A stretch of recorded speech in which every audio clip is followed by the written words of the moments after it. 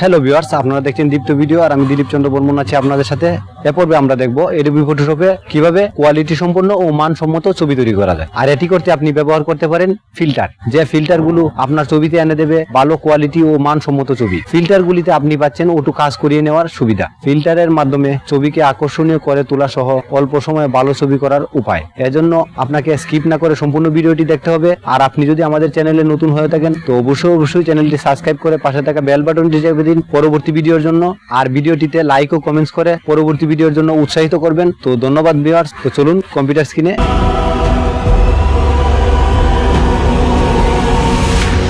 Hello বন্ধুরা, আজকে আমি যে বিষয়টি নিয়ে কথা বলবো তা হলো ফটোশপের 3টি ফিল্টার। তো চলুন কথা না বাড়িয়ে ফটোশপের ফিল্টারগুলো কিভাবে ইনস্টল করা যায় প্রথমে ইনস্টলেশন প্রক্রিয়াটি দেখে নিব। তো আমার ফটোশপ ফিল্টারগুলো এই জায়গায় ডাউনলোড করা আছে, তো আপনারা ডিসক্রিপশনে লিঙ্ক দেওয়া থাকবে, ডাউনলোড করে নেবেন। ডাউনলোড করে নিয়ে এটিকে ফাইল এক্সট্রাক্ট করে নেবেন। এই যে আমি ফাইল এক্সট্রাক্ট করে নিচ্ছি রারের মাধ্যমে।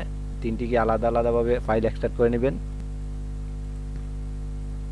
যে আমার ফাইল এক্সট্রাক্টের কাজ শেষ। তো প্রথম যে দুইটা ফিল্টার আছে, যে উপরের এই দুইটা ফিল্টার গ্রিন সার্জারি 2 আর ফিল্টার আনলিমিটেড 2.0, এই দুইটি ফোল্ডার কপি করে সিলেক্ট করে কপি করে তারপরে আপনি যাবেন হচ্ছে মাই কম্পিউটার, সি ড্রাইভ, আপনি অ্যাডোবি ফটোশপ যে জায়গায় ইনস্টলেশন আছে ওই জায়গায়। তো আমার আছে আপনার হচ্ছে প্রোগ্রাম ফাইল x86-এ অ্যাডোবি ফটোশপ 7 প্লাগইন ফিল্টার্স এই জায়গায় এনে পেস্ট করে দিবেন। কন্টিনিউ।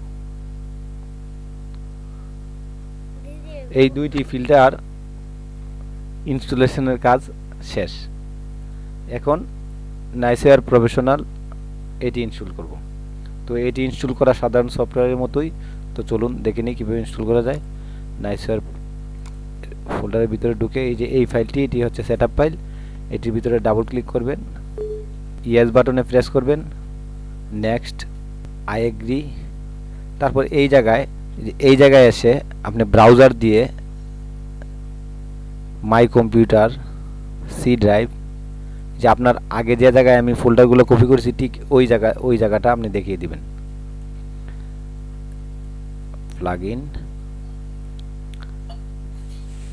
ফিল্টার, এই যে ফিল্টারস এনে ওকে ক্লিক করে নেক্সট বাটনে চাপবেন, আবার নেক্সট, ফিনিশ। মোটামুটি আমার সফটওয়্যারটি ইনস্টল দেওয়ার কাজ শেষ। এখন আমি ফটোশপটি অন করব। এই যে আমার অ্যাডোবি ফটোশপ 7.0 ওপেন করতেছি। এখন আমি একটি ছবি অন করব। আমি একটি ছবি নিয়ে আসবো এই জায়গায়। তো ফাইল, এই ছবি আনার কাজগুলো কিন্তু আমরা আগের পর্বতে দেখিয়েছি।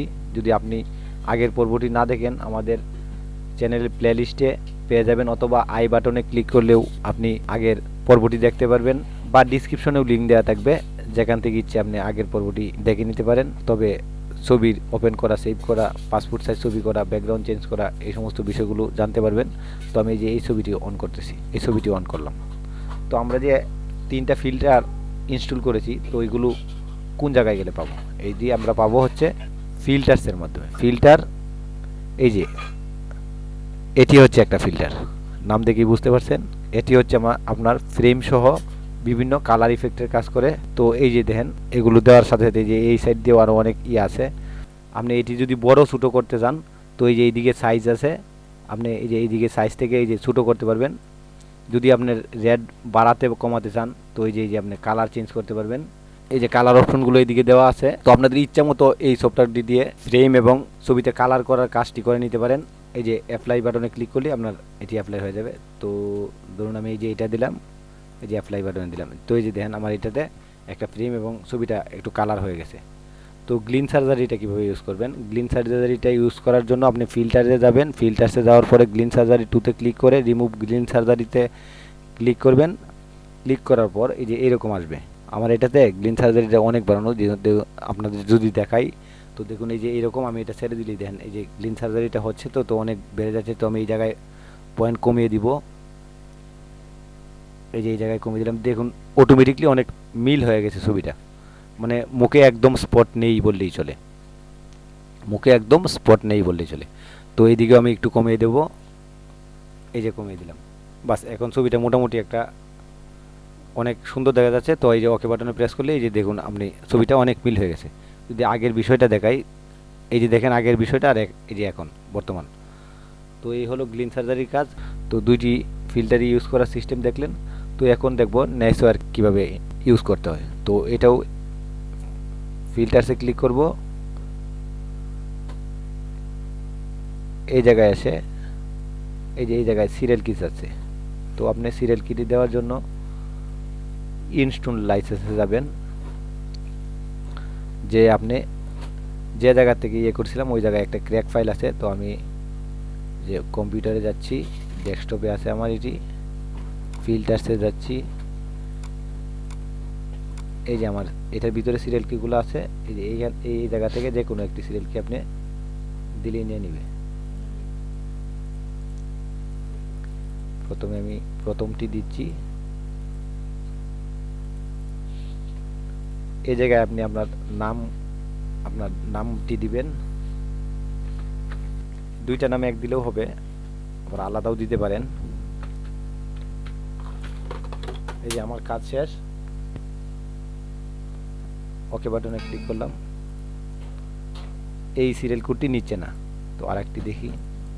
এই যে আমার সিরিয়াল কোডটি এটি নিয়েছে। তো এই যে নেসওয়্যারটি কীভাবে করবেন, তো এই যে দেখুন ছবির আগের ভিউ, এখন যদি আমি এটি ছেড়ে দিই তো এই যে দেখুন অটোমেটিকলি আমার চোখ টুক অনেক সাদা হয়ে অনেক সুন্দর দেখাচ্ছে ছবিগুলো। তো এটিকে আপনার ইচ্ছা মতো আপনি এই যে এদিকে বাড়িয়ে কমিয়ে নেবেন, আর এটা ওটুই রাখার চেষ্টা করবেন। এটা হাই বা মিড, নর্মাল, লো এগুলো করার দরকার নেই, এটা ওটু রাখবেন। তো এই হলো মোটামুটি ধরেন আমার এটা হয়ে গেছে। তো এখন আমি ওকেতে প্রেস করবো, এই যে ওকেতে প্রেস করলাম। দেখুন আমার এটি কীভাবে ইনস্টল করতে হয় এবং সফটওয়্যারগুলো দিয়ে কীভাবে কাজ করতে হয় তো আপনারা দেখলেন।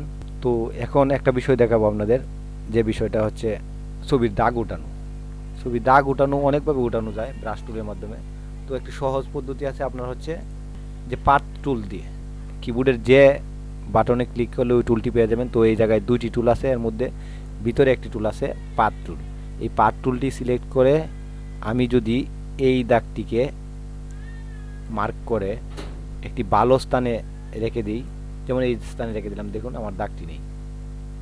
এই যে ছোটো ছোটো যে দাগগুলো আছে, এই যে এইভাবে আমি যদি মার্ক করে, মুখে অনেক সময় ব্রণের দাগ থাকে, তো এই দাগগুলো আমরা এইভাবে খুব কোনো কষ্ট ছাড়াই উঠিয়ে ফেলা যায়। তো বন্ধুরা, এই ছিল আজকের টিউটোরিয়ালটি। আর ফটোশপ নিয়ে যদি আপনাদের কোনো জানার থাকে তো অবশ্যই কমেন্টসের মাধ্যমে আমাদের লিখতে পারেন। চেষ্টা করব আপনার প্রশ্নের উত্তর দেওয়ার জন্য। আমরা যে তিনটি ফিল্টার নিয়ে আজকে কথা বলেছি, যদি আপনার ভালো লাগে ডাউনলোড করার জন্য আমাদের ডিসক্রিপশন বক্সে লিঙ্ক দেওয়া থাকবে, ডাউনলোড করে ফটোশপে অ্যাড করে নেবেন। তো ভিউয়ার্স, আমাদের ভিডিওটি যদি ভালো লাগে অবশ্যই ভিডিওটিতে লাইক ও কমেন্টস করবেন। আর এখনও যদি আমাদের চ্যানেলটি সাবস্ক্রাইব করে না থাকেন তো অবশ্যই চ্যানেলটি সাবস্ক্রাইব করে পাশে থাকা বেল বাটনটি চেপে দেবেন পরবর্তী নোটিফিকেশনের জন্য।